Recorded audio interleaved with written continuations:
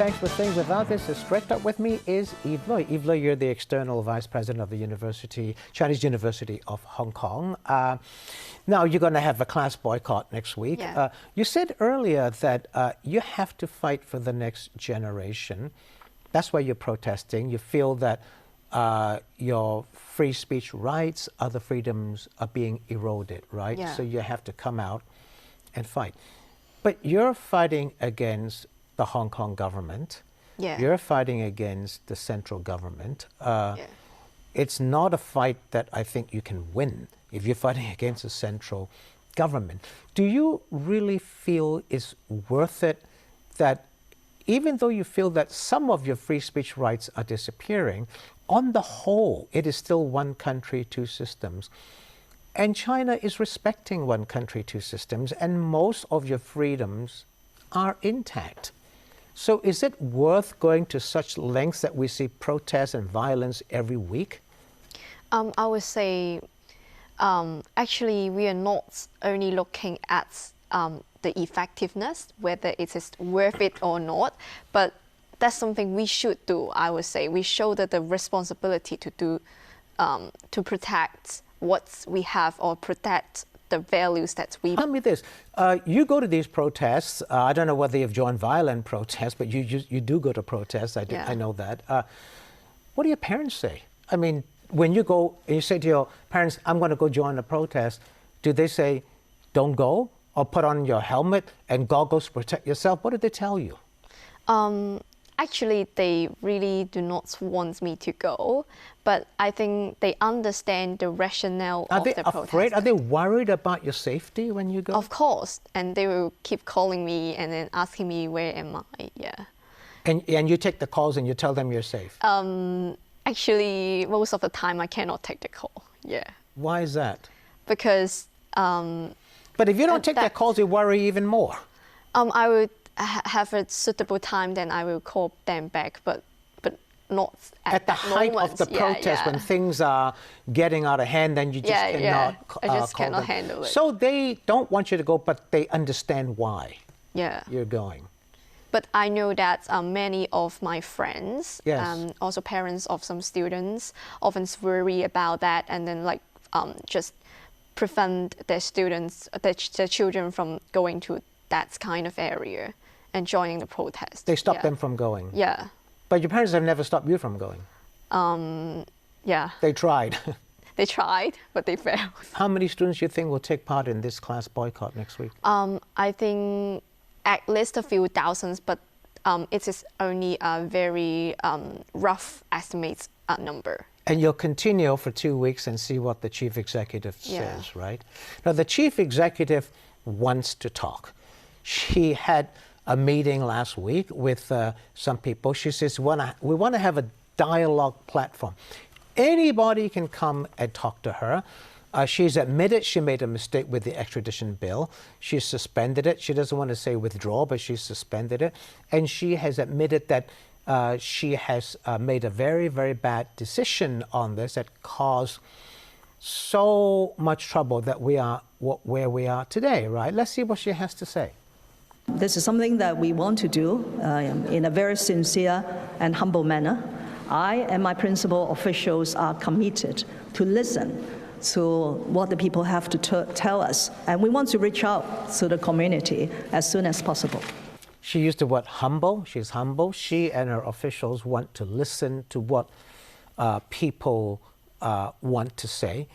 Before she had this meeting, this dialogue with some community leaders, including university vice chancellors and so on, former government officials and so on, she approached your university among a few others, right?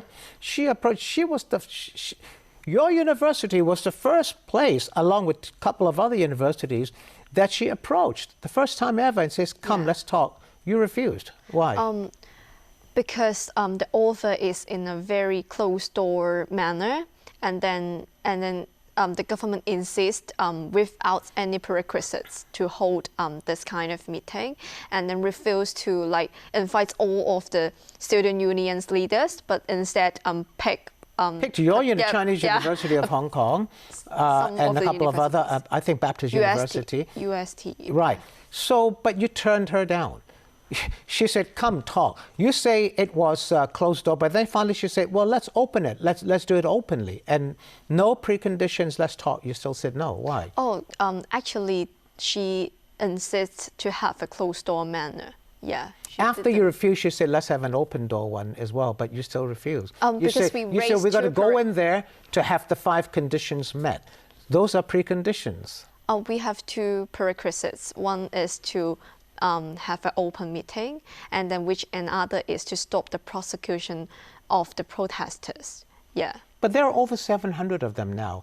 If you stop the prosecution, then you're breaking the rule of law. There is rule of law in Hong Kong, which you want to protect, right? But actually, actually, many of the legal professionals have mentioned that according to the basic law and current statute, it is possible for the CE as well as the government to stop the prosecution manner and grant an amnesty to everybody. The law.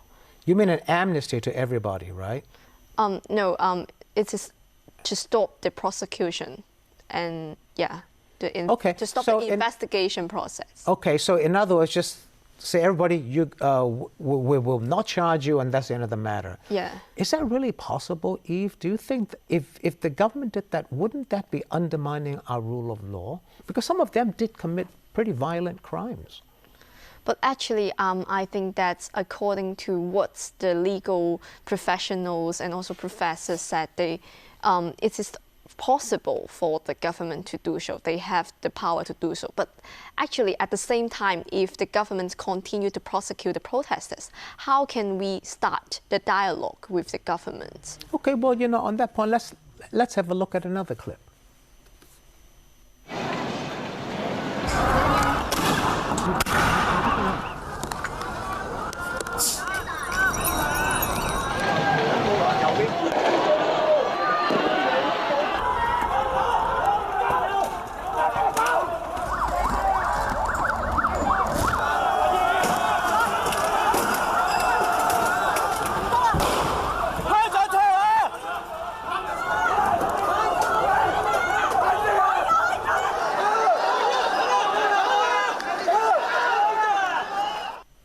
Eve, we're seeing this every weekend now. Yeah. Actually, I'm getting tired of looking at it. I'm sure a lot of people are as well.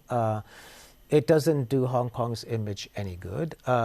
You see this kind of violence. Now, you see people beating up the police beating up the people, people beating up other people, and finally you saw the police draw their guns. Yeah. And one of them actually opened fire. Now, when you say don't charge any of them, but some of those people actually were violent, how can you not charge them? But actually, I would say they are forced to do so. They are not really... Do you support that? You say they're forced to do so. Do you support that kind of violence? I would not say I support any of the acts of the protesters, but I would say I understand why they are doing so. I understand the rationale behind. No one would like to be violent. No one is born to be violent, especially for the teenagers. They can just stay at home and then without risking their life, without risking their career. Why don't you do that instead of going out there and facing a policeman holding a gun in your face? Would that scare you? Yes, as I mentioned, all of the teenagers will be scared, but actually they are still doing so because they think they are something they worth to fight for, and then they are thinking these kind of values really mean to that. They think that this kind of values are more important than their life. But people say, Eve, that you're fighting not for your freedoms, you're not fighting for a future generation, you're fighting for independence. That's what some people are saying. And foreign forces are helping people like you fight for the independence of Hong Kong.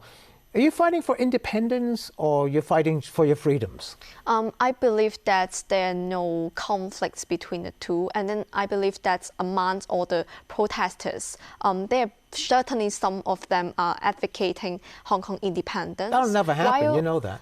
while some protesters do not really agree with Hong Kong independence. Do you agree with Hong Kong independence? I think it is one of the way for us to have a better Hong Kong. But do you support one country, two systems? I don't think under the rule of the Communist Party we have the true one country, two system to be practiced. Yeah. So you feel that there is, in fact, what you're saying is that there's no hope. The current situation of one country, two systems, there's no hope. That's why so many teenagers come out, because they cannot see any hope. They cannot find any way out other than going to the streets and then to express their voice. But that is distressing to hear, because most of the guests, young people I've had here before, never said that they supported a separation or independence. They supported one country, two systems, but they want to preserve the freedoms that Hong Kong has, right? And they didn't say they wanted anything more than that, but now you're saying that they want something more than that? I would say some of the protesters believe that Hong Kong independence is a way out, yeah, but not all the protesters. But it's not a way out, because it's not going to happen. You know that. And then I would say, if you would like to pursue the democracy in Hong Kong under the system of under the one country, two system in the current situation, I cannot see how we can really get our freedom safeguard under this kind of situation. All right. Okay. Well, let's hope things do get better rather than getting worse. Thanks for watching. See you next time. Good evening.